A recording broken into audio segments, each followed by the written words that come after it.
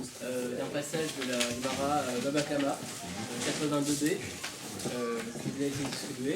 En fait, c'est la partie qui est surlignée. Et en fait, ça fait partie du CDR qu'on étudie tous les jours à l'Yeshiva. Il se trouve que dans un traité qui parle essentiellement des dommages d'intérêt, on a un passage qui est lié à Hanouka. Un passage agadique qui est lié à Hanouka. On va l'étudier, on va voir qu'est-ce qu'il peut nous apprendre en soi-même et également par... Alors, on va voir qu'est-ce qu'il peut nous apprendre en soi-même et également quel est le lien qu'il a avec Hanouka. Donc, vous voyez, c'est la première des grandes lignes. Alors, je vais d'abord lire la Gemara. Tanou Rabanan, nous sages ont enseigné que chez Tsarou Bet Rashmonaï Zé Alzé, lorsque les Asmonéens se sont fait la guerre. Alors, il faut faire un petit contexte historique. En fait, c'était à peu près une centaine d'années avant la destruction du deuxième temple. Il y avait une guerre civile parmi les Asmonéens. Donc, les Asmonéens, ceux qui, à Hanouka, ont réinauguré le temple et ont été les bénéficiaires du miracle. Et à un moment, ils ont commencé à se faire une guerre. C'était les deux enfants de la reine Salomé Alexandra. Ils ont commencé à se battre et alors on va voir tout de suite, c'était à peu près en moins 63. D'après la plupart des historiens. Alors, Aya Orkanus Mibifnim, il y avait Hircan, c'est un des fils qui était à l'intérieur, Aristobulos Mibafutz, et Aristobule était à l'extérieur. Alors il y a plusieurs versions dans d'autres textes de l'Agmara qui inversent les noms. Et, alors, donc, en fait, il y en a un qui restait dans Jérusalem, où il y avait donc le deuxième temple, et il y en avait un qui mettait le siège sur la ville, qui a été aidé en fait par les Romains. Celui qui l'aidait, c'était le général Pompée, qui était le grand rival de Jules César. Donc en fait, il mettait le siège sur la ville. Et malgré, bien qu'il y avait cet état siège,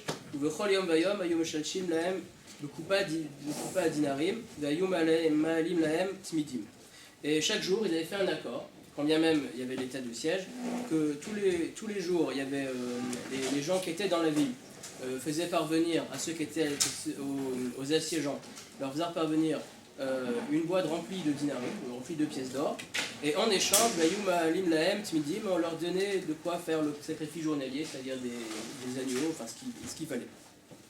Donc, et comme ça a duré le temps qu'il y avait le siège. Alors, Ayasham Zakem Echad, il y avait là-bas un ancien, Sheyam Akir B'Chochma Yevanit, qui connaissait la fameuse Chochma Yevanit, la fameuse sagesse grecque.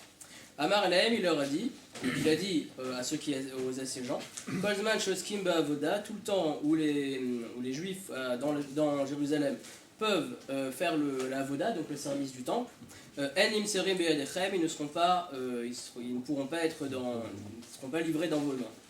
Donc il faut trouver un moyen d'arrêter ce sacrifice journalier pour pouvoir réussir à mettre fin au siège et à conquérir la ville.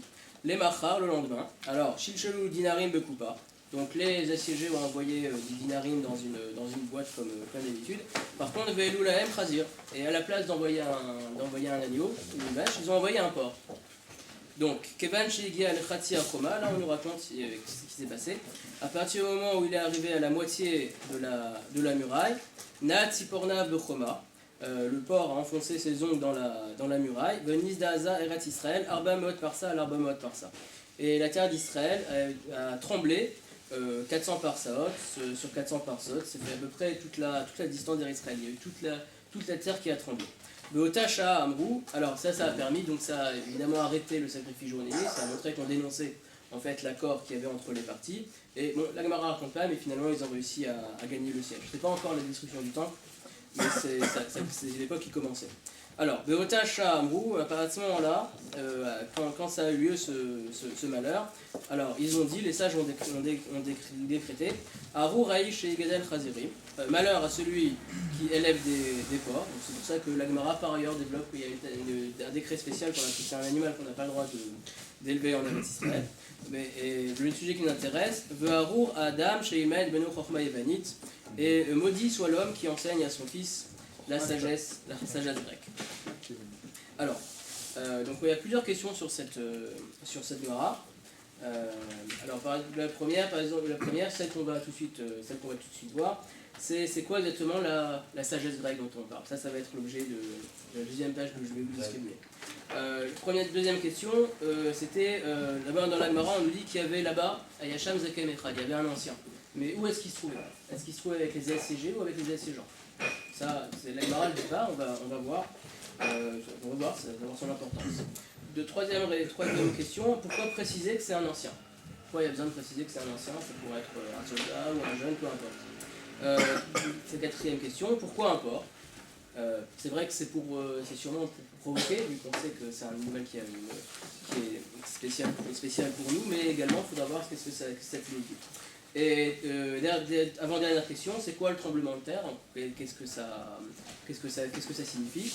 Est-ce que c'est à prendre au sens propre ou au sens métaphorique? Et dernière question, c'est quoi Harour? Ça veut dire quoi? C'est quoi une notion de malédiction? On pourrait s'imaginer que souvent les sages ils prennent des décrets pour interdire quelque chose. Ils auraient pu dire on interdit justement le fait d'apprendre à son enfant la sagesse grecque. Mais pourquoi il y a ici une malédiction? C'est quoi cette malédiction? Juste par rapport à ça, il faut remarquer que d'après la conclusion des Tosafistes qui posent la question par rapport à d'autres Morotes, c'est vrai qu'on est fini par interdire cette fameuse sagesse grecque au moment de la destruction du temple, mais pour l'instant, au niveau historique où on est, il ne s'agit pas d'une interdiction, mais simplement d'une malédiction. On va voir de quoi il s'agit. Alors, pour répondre, le texte essentiel qui éclaire cette Gemara, donc qui non seulement éclaire cette Gemara, mais aussi va nous apprendre certaines notions sur Hanouka, c'est le texte du rivage. Donc c'est la deuxième page que je distribuais. Donc c'est la page c'est la partie qui correspond aux deux mots surlignés ici. Alors on va la lire ensemble.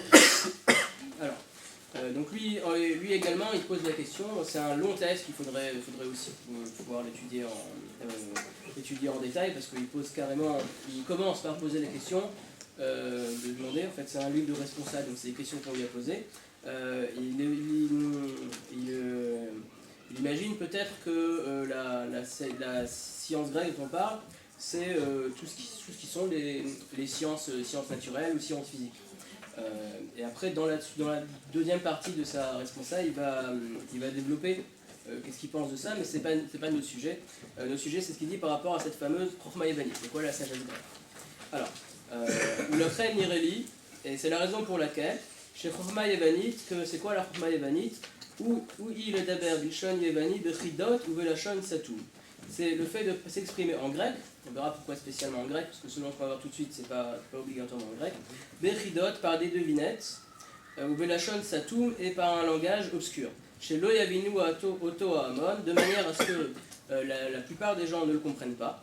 Rakotam chez Lamdou, Beogelu Beotan Achidot.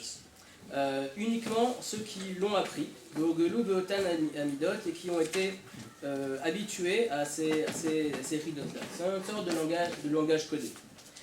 Dimayon, comme ce qu'on trouve dans d'autres endroits dans la Gemara, et là on trouve que c'est des rabbanim qui utilisent cela. Mashkatou, ce qui est marqué, donc Perek Etzad Mahavirim dans la Gemara dans Eruvin, page 53b. Amata de Rabbi, il y avait la servante de Rabbi, donc la servante de Rabbi Yehuda Hanassi, celui qui a rédigé les Mishnayot. C'était pas n'importe qui, c'est un personnage sur lequel on raconte beaucoup d'histoires à son avantage dans la Gemara. Et on raconte justement cette histoire suivante.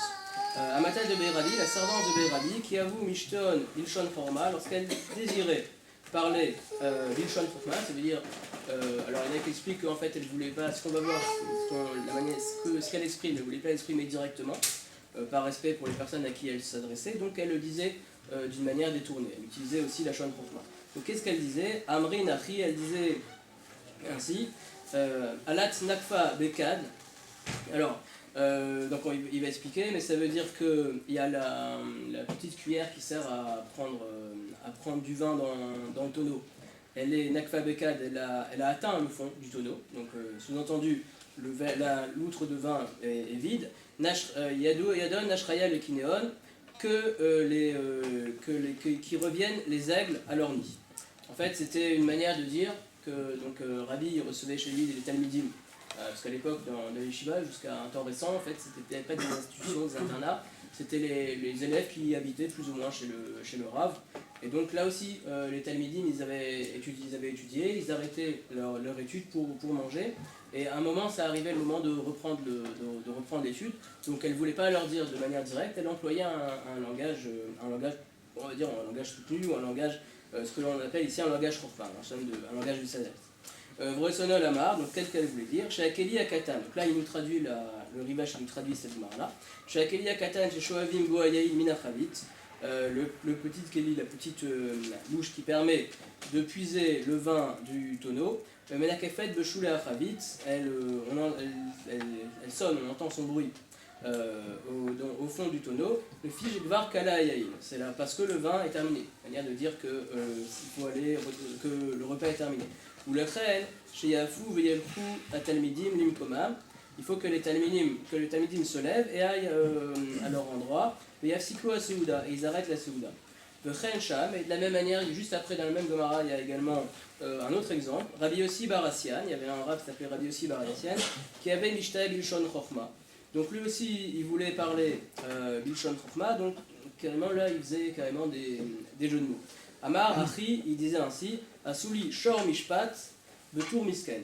Alors, ça veut dire, si on traduit, enfin il va le dire, Vrotson de l'Omar, Tardin Bechardal. En fait, quand il voulait manger, donc Tardin Bechardal, ça veut dire des épinards dans de la moutarde, alors il employait cette manière de parler. Il disait Shor Mishpat, Betour Misken. C'est de l'araméen, le rival va traduire. Bilshon Chochma, Amar, Kitargum Shor Mishpat, parce que le Targum de Shor Mishpat, donc lui il parlait en hébreu, et si on traduisait ce qu'il disait en araméen, ça donnait ce qu'il voulait manger. Lui, bien sûr, il parlait araméen. Alors, c'est quoi Shor Mishpat?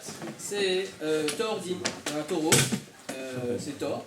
Mishpat c'est un din, donc ça fait Tor Din, ça fait des épinards. Tor Din, Tardin. C'est la norme. Tour Misken, c'est... Tour Misken, Tour c'est une montagne, et Misken c'est être pauvre. Donc ça fait Tour Misken ou Targum Shel Ardal. Ardal, c'est la montagne, Dal c'est la pauvreté. Là c'est en hébreu maintenant. Oui, parce qu'il parle... Exactement. Alors, Vilshanat Achirim, donc en fait on voyait qu'il parlait d'une manière détournée. Alors, il n'y avait pas dans cet exemple, la Gemara en fait elle en ramène plein, mais on voit souvent que les Chachamim ils utilisaient ce lachon. Après on va voir un exemple assez intéressant. Alors, Vilshanat Achirim Kaelu et des langages du même genre, Muskarim Sham sont ramenés là-bas dans la Gemara. Vekaraoulaem Chachamim Lachon Chochma. Et on voit que Chachamim, là-bas, quand ils ont amené ces rabbinim qui parlaient de manière détournée, ils utilisent la Shon Chochma. Ils disent pas que c'est Chochma Yévanite, mais ils disent c'est Chochma, donc c'est de la sagesse. Que Mahamar Akatouf, Divrachamim Vechtotam, comme c'est marqué au début de Michelet, premier Pérec, verset 6, Divrachamim Vechtotam, que Michelet, le livre de Proverbes, c'est pour apprendre bien sûr le Moussar, la Torah, mais c'est également, on va voir là-bas dans Michelet aussi, Divrachamim Vechtotam, les paroles de sages et leurs énigmes. Ou Kayotse basé, ou Aniskar de Perek Amal Sainrin. On trouve la même chose dans un autre contexte, dans le coin Perek de Sainrin. Shalchou le Rava, Zug Bamireket, Vetafsu. Là-bas, c'est une histoire. Il y avait un moment, dans la Gemara Sainrin, il y avait un moment où il y avait une interdiction des Romains. On n'avait pas le droit de bouger la Torah, et donc évidemment, le Sainrin n'avait pas le droit de fonctionner et de fixer les mois. Donc qu'est-ce qu'ils ont fait? Il y avait quand même besoin de savoir, donc les lois du calendrier sont très compliquées. Savoir, comme c'est un calendrier luno-solaire, il faut savoir est-ce que ce mois on va le rendre bolissimique ou pas. Donc ça dépend de plein de paramètres. Donc il fallait bien sûr qu'on puisse faire savoir que le Sanhedrin ou les sages, ou n'importe quel endroit où ils étaient, ils puissent faire savoir aux autres gens quelles décisions ils avaient, qu'est-ce qu'ils avaient observé au niveau astronomique, selon ce qu'ils savaient, de manière à qu'est-ce qu'on va faire par rapport au calendrier. Donc ils ont envoyé une lettre qui était codée. C'est ça qu'on dit, on va faire toute la Gemara, mais le début, Shalchoulé les Rabbas, on a envoyé à Rabat, Zoubami Reket, il y avait un peuple qui venait de Reket, c'est une ville, Vetafsou, le Choulé, ils ont été pris par les Romains, mais en fait c'était un langage codé. Il y avait aussi le même genre plus ou moins de jeu de mots, où il fallait comprendre que c'est par rapport à ce mois-là, où on a observé qu'il faisait froid, donc on rajoute un mois, etc. Vechidot Kaelou, alors, donc ça on a vu que ça existe, le fait de jouer avec le langage. Donc le Rivash il termine, Vechidot Kaelou, des énigmes comme ceci, que chez Neymar Bishon Yevani, quand c'est exprimé en grec, Nikreim Chochma Yevanit, ça s'appelle Chochma Yevanit. Vezoi Sheasru Mishum Maaseh Sheaya, et c'est ça qu'on a interdit à cause de Maaseh Sheaya, à cause du précédent malheureux qu'on a vu dans la Gemara. Donc on va voir pourquoi c'est spécialement les Grecs qui font ça, mais en tout cas, je crois que les Grecs étaient spécialistes de ça. La Gemara, le Rivash il continue. Ve'tirou le shel ben Rabban Gamiel, et ils lui ont permis à la maison de Rabban Gamiel, donc ça c'est la suite de la Gemara, un peu plus loin. Là on a vu ce qu'on a vu, c'était Dafé Bet Amoubet, au Dafé Gimel Amoud Aleph. La Gemara elle pose plein de questions, et en fait elle dit que par contre il y avait même certaines personnes du peuple qui étaient importantes, comme la famille de Rabban Gamiel. Eux ils ont eu le droit d'apprendre cette sagesse parce qu'ils étaient proches proches du pouvoir. Et là-bas, quand on était dans le pouvoir, il fallait donc c'est ce qu'il va le dire après, mais. Alors, Mifne Shayo Krovil le Malchut, il était proche du pouvoir, et à ce moment-là, il ne pouvait pas se passer de maîtriser ce qu'il y a en fait des codes. Qui ayad Darkan le Dadarkan Bechatzera Malchut, parce que c'était l'habitude des gens de parler ainsi dans la cour du roi, les Maloya Vino Akol, d'Ivre Citréen, de Tam, pour que tout le monde ne comprenne pas les paroles cachées et leurs secrets. Après, il ramène lui-même une Gemara très étonnante dans Chagiga où il y avait l'empereur qui siégeait et il y avait un rave qui parlait avec un hérétique. En fait, par geste, ils ont réussi ils ont fait un dialogue par geste. En fait, et il s'est avéré que c'est le rave qui a gagné et l'empereur, enfin, je sais pas si c'est l'empereur ou peu importe, il a vu ça, il a dit ton adversaire qui a été vaincu, c'est pas logique il n'y a rien à faire à la cour, ils l'ont tué. Donc on voit que c'était une manière, et il semble que ça correspond à ce qu'on voit dans la Gemara, c'était une manière justement de s'exprimer. C'était comme ça qu'on parlait à la cour, de ne pas être compris. D'après ce que j'ai compris, il s'agit en fait ça correspond à une vraie école qui s'appelle les sophistes.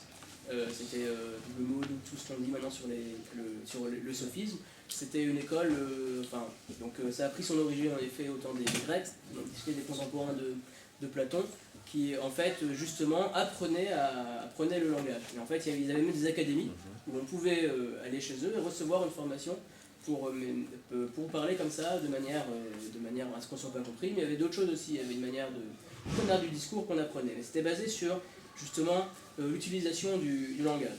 Alors donc on voit ça ce serait la réponse du Rivash qui fait autorité. Il y a d'autres réponses par rapport à la Gemara.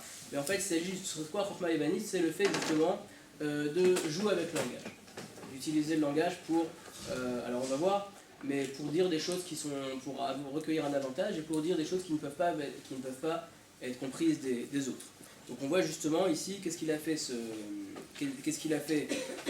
celui-là, cet ancien-là. Il a utilisé ça, alors on va voir après, on va répondre aux questions, mais on va voir qu'il a utilisé non seulement la manière de parler pour ne pas être comprise, mais également toute sa démarche était, on va voir qu'elle était inspirée justement par le fait d'avoir fréquenté ces cercles.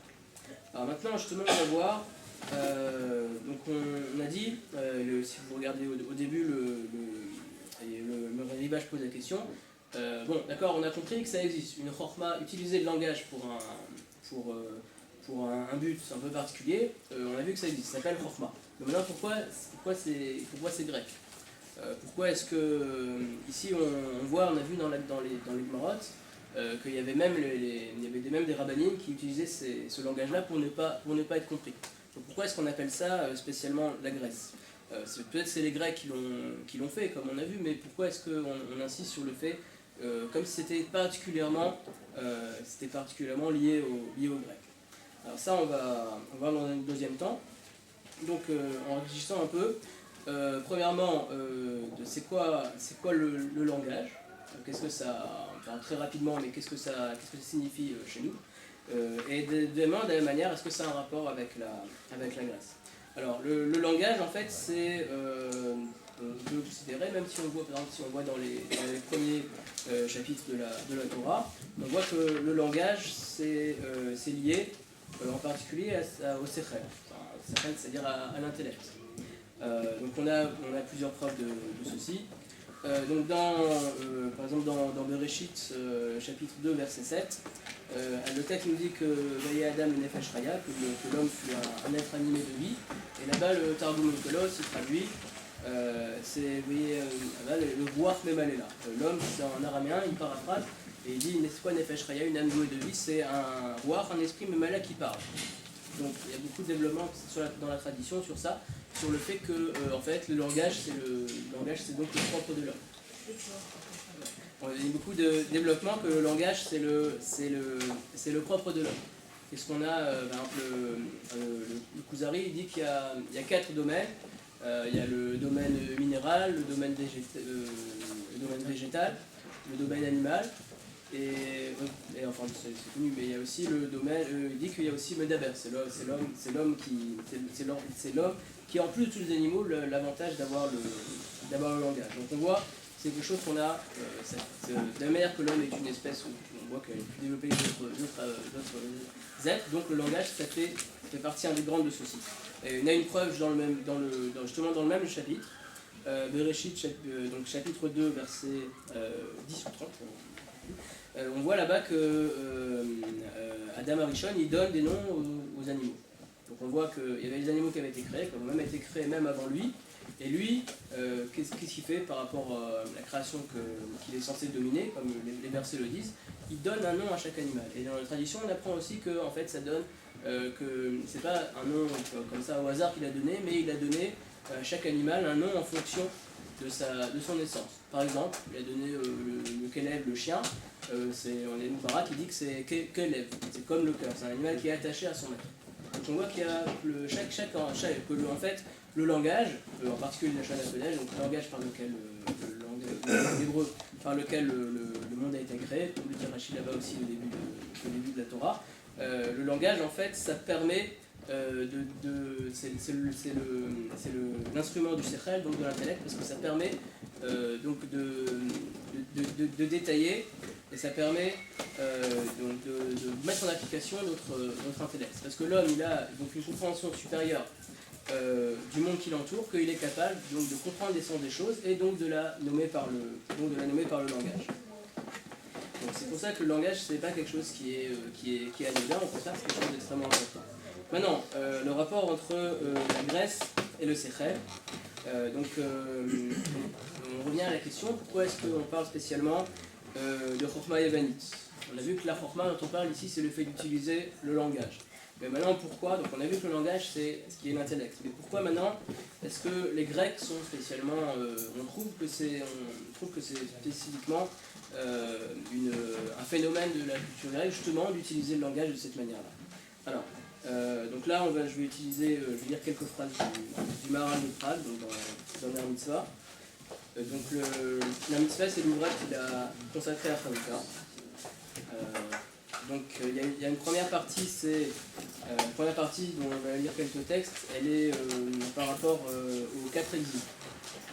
C'est dans la tradition, il y a 4 exils dans lequel le peuple d'Israël se trouve.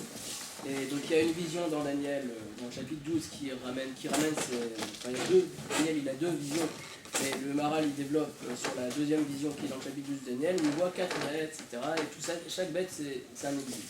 Et donc il développe tous les exils, il y a la Babylonie, le premier c'est la Babylonie, le deuxième c'est la Perse, le troisième c'est la Grèce qu'on va étudier, et le quatrième c'est Édom. Ça c'est la première partie qu'on va... Donc, on va étudier un texte de cette première partie. Deuxième partie, c'est plus précisément par rapport à Chanukah, il explique, selon ce qu'il a dégagé dans la première partie, quelle est la spécificité du miracle de Chanukah. Mais là, on va s'intéresser uniquement à cette partie-là pour bien comprendre quel est le lien entre le Sechel et entre le grec et le Sechel. Donc ça, c'est dans la première partie du Ner Mitzvah. Dans les éditions modernes, c'est page 29. Alors, il y a une troisième bête, et le Maharal explique Vamalchut Shacharav, la bête qui vient après, donc après les 2 premières, après la Babylonie et la Perse, Ra Otto Daniel Kenemer. Il l'a vu comme une panthère. Alors, après on va voir, en fait, la panthère c'est le symbole d'un animal qui ose, qui a de l'insolence, qui va rapidement. donc c'est quelque chose qui est spirituel. Enfin, il développe ça, mais bon. L'Ipne qui a Malchut Zé, ou Keneget Relek Hashishi chez Adam, parce que cet empire-là, donc c'est la Grèce, il correspond à la troisième partie de l'homme, qui Relek Hashishi ou Asechel. Parce que le Maral développe avant qu'il y a trois parties dans l'homme. Il y a une partie uniquement corporelle, c'est-à-dire toutes les fonctions corporelles, les physiques les plus basiques. Une autre, donc ça c'est plutôt de la Babylonie. La deuxième partie c'est Nefesh. Donc on pourrait comprendre c'est volonté de puissance, ça c'est plutôt la Perse, et la troisième partie c'est Sechel, donc ça c'est l'intellect. Et la troisième partie qui est d'une certaine manière supérieure, sachant que chez les animaux il y a deux premières parties, mais chacun proportionnellement. Chez l'homme il y a une première partie qui est le Sechel. Le Sechel c'est la glace. Alors, chez Malchut Azé, parce que cette royauté-là, cet empire-là, il se singularisait par Chokhma Advuna, par la sagesse et l'intelligence. Donc le Sechel, l'intellect, ça correspond à ce qu'on en fait, donc à la sagesse et à l'intelligence. Et comme on va expliquer ça, donc il faudrait consacrer toute cette partie-là à ceci. Alors, pourquoi parce que le but des Grecs, parce qu'ils recherchaient la sagesse, et comme on le sait des Grecs, et comme il va l'expliquer. Donc en fait, en gros, ce qu'il veut dire, c'est que en fait, les Grecs, c'était par rapport aux autres d'après la tradition, par rapport aux autres royaumes qui, par exemple la Babylonie ou les Perses qui cherchaient en fait le pouvoir pour le pouvoir, pour pouvoir en profiter, les Grecs ils cherchaient aussi le pouvoir, mais il y avait aussi une volonté d'avoir de l'accompagner de sagesse. C'est bien sûr que c'est dans la Grèce qu'il y a la philosophie. On sait qu'Alexandre le Grand, il a conquis une grande partie du monde, et c'est lui-même un élève d'Aristote. Donc c'était quelqu'un qui avait une volonté, pas forcément lui, mais plus tard, dans toute la déviation hellénistique, qui avait une volonté justement de baser leur pouvoir sur la science, jusqu'au point que ça reste encore maintenant. Donc là c'est la première partie. On voit que les Grecs ils cherchaient le Sechel, l'intellect, c'est ça leur puissance. Après le Maral il développe l'idée que en fait justement c'est pour ça qu'ils s'opposent à la Torah, parce qu'en fait en gros c'est les premiers qui disent que nous on a notre Torah, en fait on veut comparer notre Torah, notre sagesse humaine à la vôtre, donc d'où une grande partie des décrets de Hanouka. Mais on va s'intéresser justement à une des parties du décret qui a un rapport avec la langue. On sait que c'est les Grecs qui ont voulu qu'on leur traduise le roi Ptolémée qui a voulu qu'on traduise la Torah en grec, l'histoire des Septante. Donc on voit qu'ils ont un lien spécial avec le langage. Donc on va voir ça, on va découvrir ça dans le langage du Maharal. Ou le Fichar, c'est la raison pour laquelle Aouma Azot, ce peuple-là, les Grecs, Bikshu, Shirtovu Lahem, Chokhma, Torah Yevanit. Ils ont voulu qu'on leur écrive que les sages leur écrivent la Torah en grec, comme c'est écrit dans Maseret Megillah, Daf Tet Amunel. Alors, quand bien même ils n'ont pas, parce qu'ils n'utilisent pas une chokma d'origine divine, une chokma d'origine humaine, donc ils n'ont pas accès à la Torah comme nous on peut y avoir accès, par le canal de la révélation auquel nous on a accès, comme il a développé avant, ou Mikol Makom Bikshu Lirtov Lahem Torah Bikshon Shelem. Ils ont malgré tout voulu qu'on leur transcrive la Torah. Donc en fait c'était une manière de s'approprier la Torah, mais ce qui les intéresse c'est la dernière phrase du Maharal, et ça montre le fait justement de vouloir disposer de leur propre version de la Torah, ça veut dire de transcrire la Torah dans leur langage, ça montre qu'ils cherchent la Chokma plus que les autres peuples. Ça veut dire que c'est leur manière à eux de s'opposer à la Torah. Bien sûr, ça passe, comme on sait autant de Hanouka, ça passe par des degrés d'interdire le Shabbat, le Rosh Chodesh, mais ça passe peut-être surtout par le fait justement de vouloir quelque part remplacer la Torah, de la transcrire dans leur propre mot. Cette volonté-là, justement, par le langage, de s'approprier la Torah, ça montre que, comme le langage c'est la partie la plus haute de l'homme, c'est la partie la plus intellectuelle de l'homme, donc ça montre que justement ils veulent en fait ils veulent la remplacer. Alors, le Chen d'Arshou Chazal, c'est la raison pour laquelle les sages ont enseigné Yaft Elohim le Yafet, Vishkom Be'oleshem, donc ça c'est dans la. Donc ça c'est dans les. C'est dans Parashat Noach lorsque Noach il veut parler à ses enfants Ham et Yafet qui ont été. À ses enfants. Yafet et Shem qui donc lui il s'était vautré et Ham s'était moqué de lui, donc il y a Shem et Yafet qui l'ont recouvert. Alors, il leur fait une sorte de bénédiction. Il dit Yaft Elohim le Yafet, Vishkom Shem. Alors, Dieu est beau pour Yafet et il siégera dans les tentes de Shem. Ou Pirchou Chazal, et il y a une dracha dans l'Agmara, dans Megillah et la tête à Mebet. Amar Rafri Abarava, Aïnou Tarama, Dirti Yaft Elohim le Yafet, Nifto Shel Yafet, Buyé Beol Shem. C'est-à-dire que, en fait, l'Agmara avait dit que le langage de Yafet, qui est le langage le plus beau, donc le langage grec qui est le langage le plus beau, c'est le seul avec lequel on peut écrire un Sefer Torah. C'est-à-dire qu'on va écrire, d'après le Maharal lui-même, ce qu'on fait c'est que on écrit le texte de la Torah, mais avec les caractères grecs. Et ça c'est accepté par la Torah.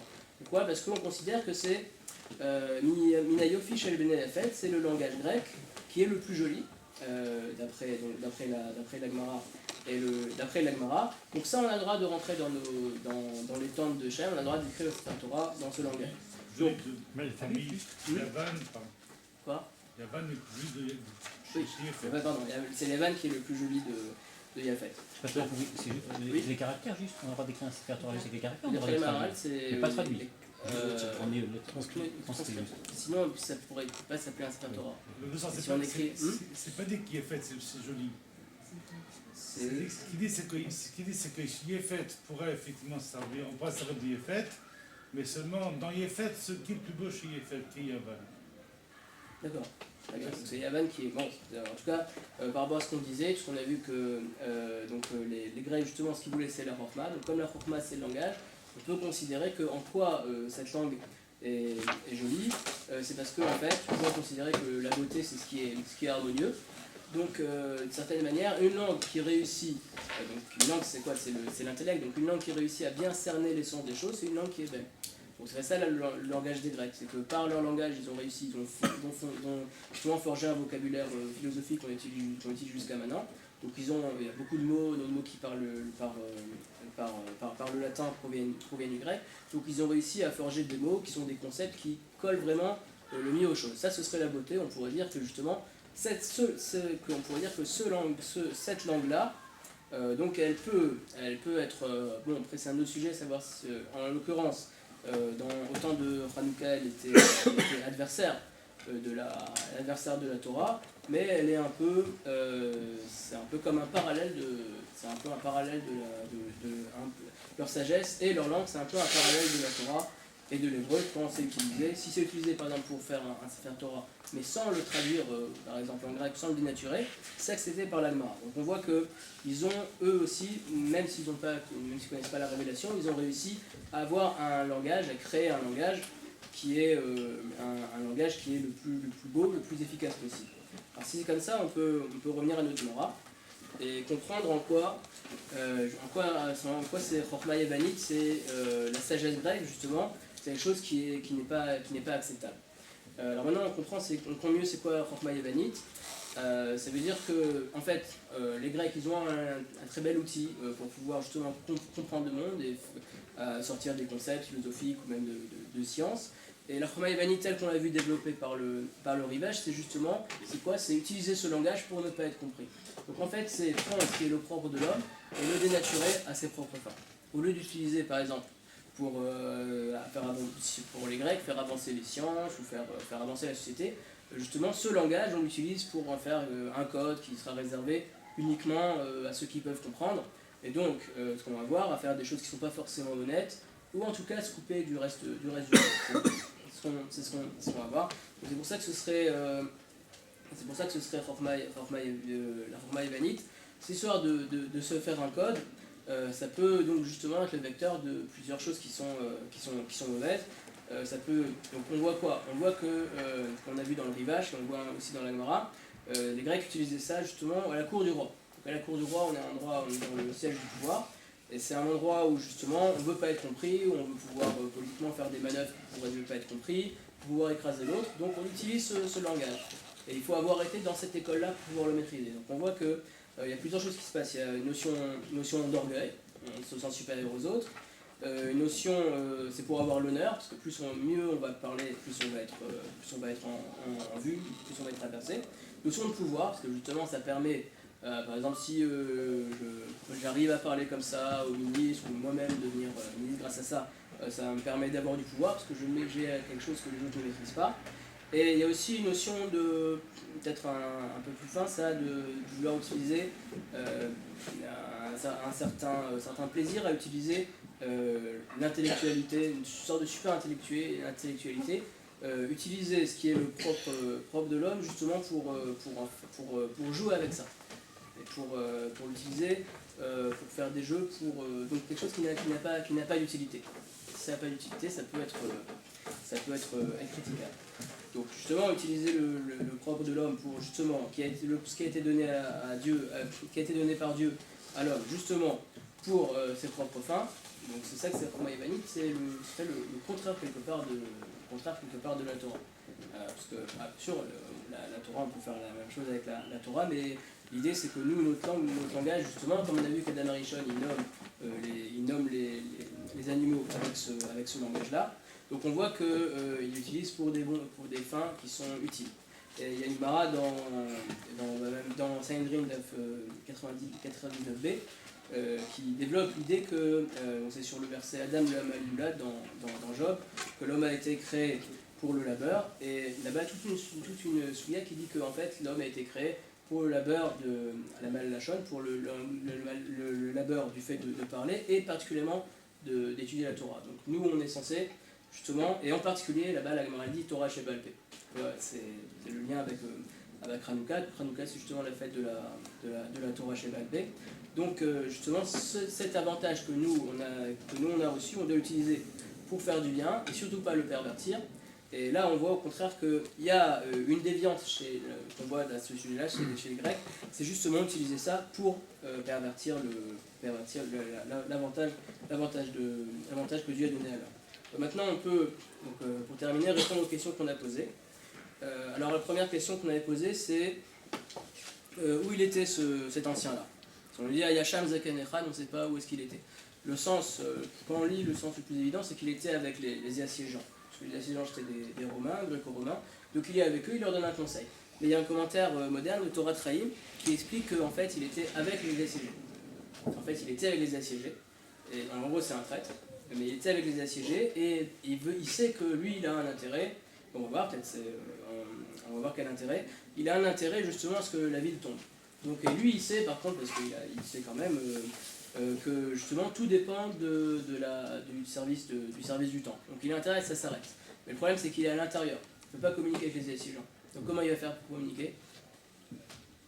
Justement avec la sagesse grecque. Ça lui permet justement, peut-être qu'il a dit une phrase tout à fait bateau, genre les carottes sont cuites, et en fait on a compris de là qu'en fait il voulait dire aux assiégés, c'est une manière de leur parler par code, donc c'est justement pour Yévanite que personne ne comprenne pour justement mettre un port à la place.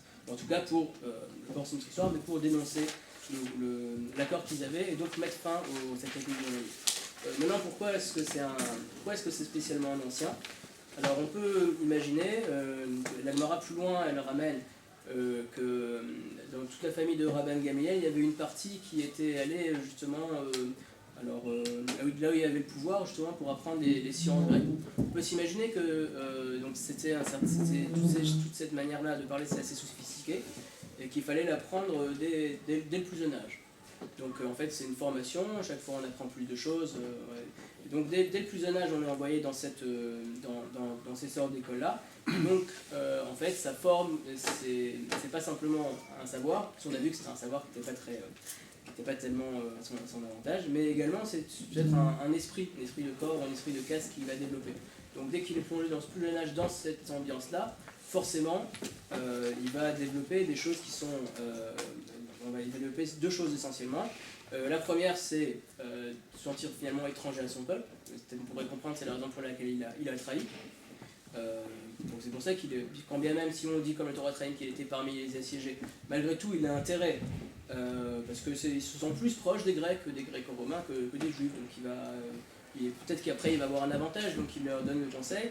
Et en plus, on a vu que justement le fait d'utiliser, comme on a dit que le Chorma Yévanit, c'est justement utiliser le propre de l'homme et le pervertir, donc ça donne quelqu'un qui lui-même est pervers. Parce qu'en fait, on voit bien que c'est un conseil qui est qui est très vicieux comme ça, justement, non seulement d'arrêter le sacrifice journalier.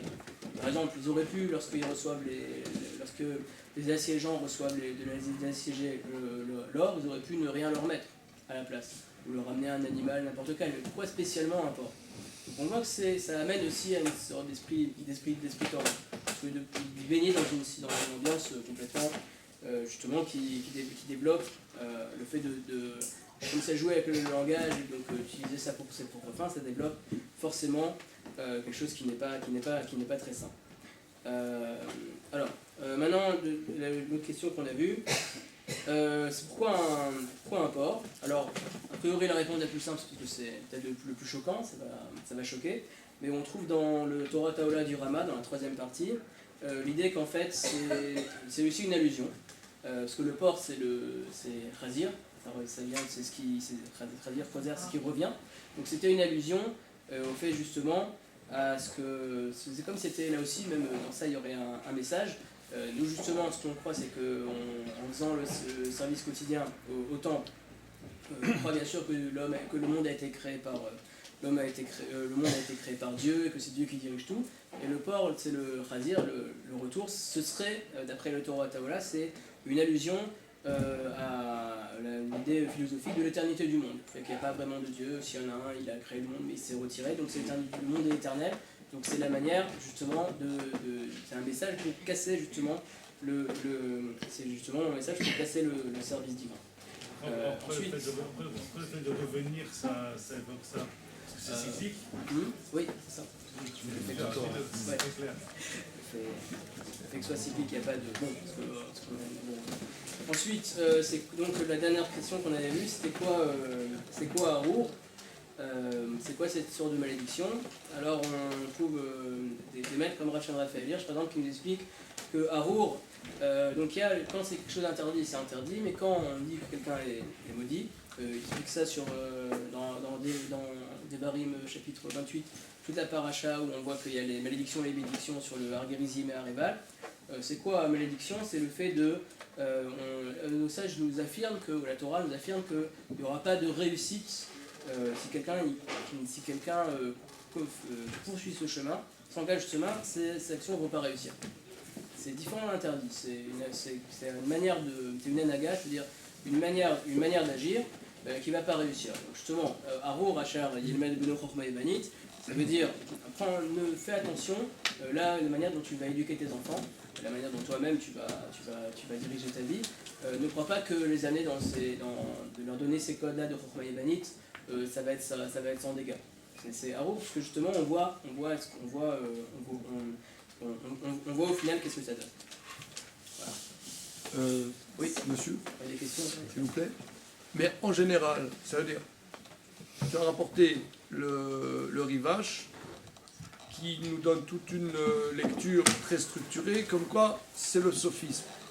Mais en général, spontanément, quand on voit Chorma Evanit, on pense que c'est la philosophie. Oui, alors, est-ce la philosophie? Est-ce que c'est le sophisme? Est-ce que de nos jours, ça a un impact? Est-ce qu'on peut décrypter ça avec ce que nous vivons de nos jours? A priori, il y en a, par exemple, il y a Rod des Vaches, il y a d'autres qui expliquent que c'est la philosophie. Mais par exemple, même Rashi, à la fin, il le ramène, je me suis arrêté, Rashi ramène. Donc, dans la même Gemara qui est ramenée dans Sota ou Menachot, il ramène que Chorma Evanit, c'est rémisot, c'est des allusions. C'est des allusions, d'après le Rivache, c'est des allusions par les gestes. Donc même Rashi ne dit pas que c'est la science, c'est la philosophie. Et Rashi dans la Souga de Baba Kama. Hein. Oui, mais dans cette Baba Gemara, elle est ramenée ailleurs dans Sota et dans Menachot.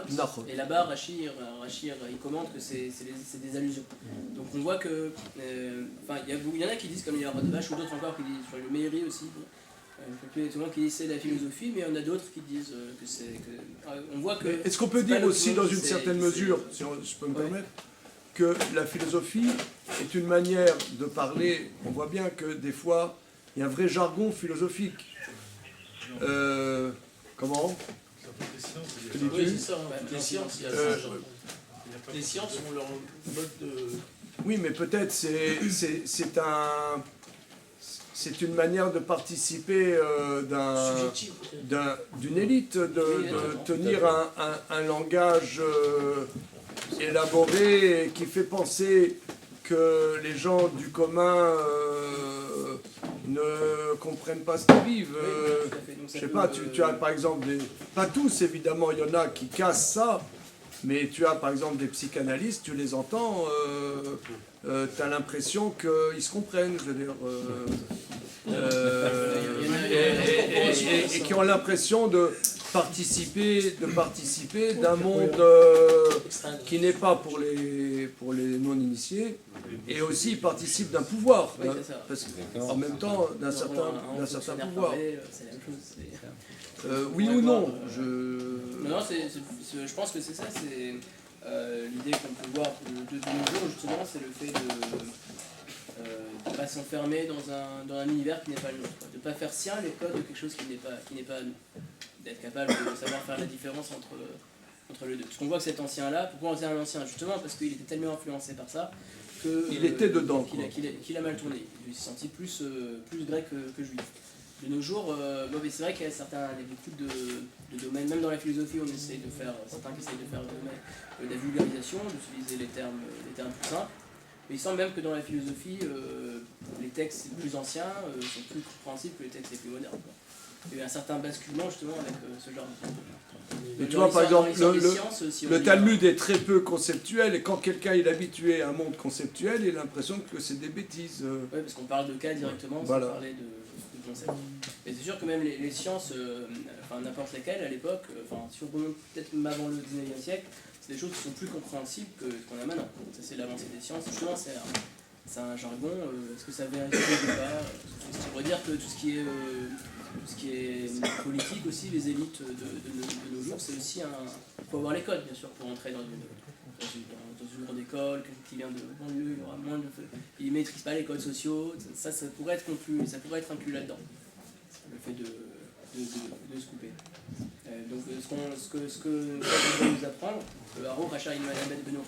c'est, comme je disais tout à l'heure, savoir qu'est-ce qu'on veut et où est sa place. Oui.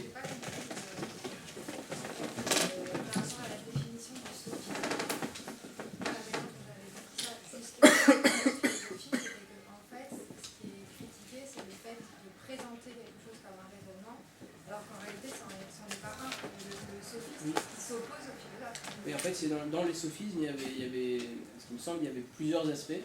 Il y a celui dont vous parlez, et il y a également ça, justement vraiment les. Ok, oui. En fait, le rivage, le chaînon de raisonnement qui manque, c'est comment on va approcher finalement cette relation-là à la philosophie par rapport à la question qui a été posée. Parce que moi, pour l'instant, j'aurais plutôt tendance à comprendre l'inverse. C'est pas la philosophie, justement. Ouais, souvent, c'est ce qu'on aime, c'est pas la philosophie. Donc finalement, la philosophie, en tant que c'est quand même quelque chose qui combat le sophisme, parce que c'est précisément... Oui, après il y aura d'autres problèmes aussi, peut-être. Justement, après il développe dans le test que je vous ai donné, il développe l'idée que donc on ne parle pas des sciences, on parle justement des sciences du sophisme, de manière de parler, mais par ailleurs, les autres sciences, si elles contiennent des choses qui sont opposées à la Torah, là aussi ce sera intervenu. En tout cas, le critère déterminant de ce qui est parce que c'est juste utiliser un jargon. Oui, c'est juste utiliser un jargon. La rhétorique, au début c'était ça, le sophisme, il me semble que c'était aussi c'est le début de la rhétorique. Mais là on voit que ça a été perverti. Peut-être c'est pour ça qu'on dit que c'est un ancien. Parce que par exemple, l'extérieur, la Gemara, c'est aussi un jargon. Pour ceux qui connaissent. C'est ce que disait Radizek, c'est vrai qu'en fait chaque science il faut les clés pour l'aborder.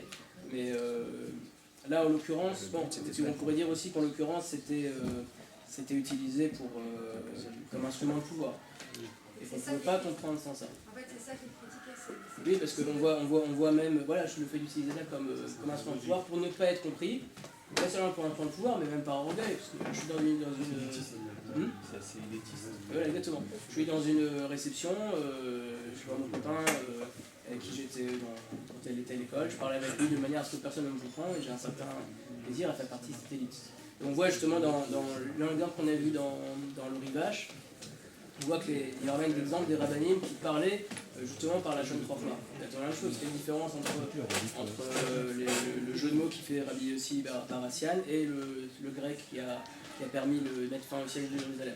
Seulement il y en a un, il n'y avait pas de volonté de nuire ou de se moquer de personne, c'était au contraire, c'était pour un jeu de mots aussi, pourquoi pas, ça peut être bien, ça peut montrer que ça nous amène à réfléchir au langage qu'on utilise tous les jours, etc. Mais quel était le but? Parce que celui qui parlait de la moutarde, des épinards à la moutarde, franchement, je ne vois pas très bien. Oui, à part s'amuser, je vois très bien. À part si c'est un peu de mots, on s'amuse en fait. Non mais c'est important que les épinards avec la moutarde. On voit, il y a une Gemara qui dit que le Rava commençait son cours par Milad de Bifouta. Mais ça, c'était pour alors le là temps aussi, peut-être c'est Milad de Bifouta, C'est ça montrait, c'est un moment austère, ce plat, franchement, c'est austère. Alors, rendre sympathique ce plat, mais pas un jeu de mots, c'est le contraire de l'utiliser pour avoir du pouvoir ou pour trahir ses frères. Il me semble que tu as évoqué la distinction de structure entre le Lachon HaKodesh et la langue grecque. Oui, très rapidement. Et je crois que la langue grecque telle qu'elle est décrite ici dans les deux textes que tu nous donnes, elle se distingue par le fait d'être impérialiste, elle vise à établir un pouvoir, un empire, et deux, le fait d'être cryptique. Elle est cachée, dissimulée, cryptique. Elle est réservée à ceux qui peuvent la comprendre, à ceux qui ont été initiés, elle est ésotérique. Cette format. Cette sagesse-là. Tandis que la langue juive, la langue sainte, elle est par essence destinée à établir une relation. Elle n'existe pas en tant que telle, elle n'existe que parce qu'elle est en relation, elle permet d'établir une relation. Là, ce que l'on nous dit, c'est que c'est une langue sans relation, elle est purement désincarnée. Et c'est cette désincarnation qui est peut-être ici dénoncée. On peut quand même imaginer qu'il y avait des Grecs qui parlaient entre eux au marché de manière à tout le monde pouvait comprendre. Tu veux dire qu'ils ont forgé... Peut-être que la langue grecque dont il est ici question, c'est pas la langue grecque vernaculaire, mais c'est la langue des Grecs, de la sagesse grecque, qui est une langue de concept. Quelque chose qui est hors sol. J'ai tellement l'impression que le Naber Bichon Yevani Bechidot, après il parlait en grec avec des paréniques, et après il donne exactement la même chose, mais des sages qui utilisaient l'hébreu ou l'araméen aux énigmes. Je sais pas certain. Le geste, carrément, c'est même pas un langage. C'est dire s'il faut être initié pour comprendre un langage de geste. Je peux même parler en français et que ce soit un langage d'initié. Petite question, pourquoi est-ce que cette anecdote sur les Grecs nous est rapportée à propos d'un siège qui est commis par des Romains? Parce que les Romains, ils étaient grecs de culture grecque, en fait, tout simplement. Comme Ouais, dit bof. l'historien Paul Valéry. Non, c'est important, ils n'ont pas de... Tout ce qu'ils ont... Ouais, non, tout ce qu'ils ont, ça vient de la Grèce, surtout à cette époque-là. Là, on est à la limite entre... Le langage de l'administration de l'Empire romain, c'est le grec, surtout dans ces régions-là. C'est de la même manière qu'on parlait araméen, que les Perses, les Assyriens vont parler araméen. Dans la langue d'Empire, c'était l'araméen, la langue de l'administration. La langue de l'Empire romain, et en particulier en Orient, c'était les Grecs. C'était pas le romain. Le romain, c'était les gens qui venaient... Le latin, c'était parlé par les gens qui venaient du Latium et de ces régions-là, mais le gros des troupes de l'Empire romain parlait le grec.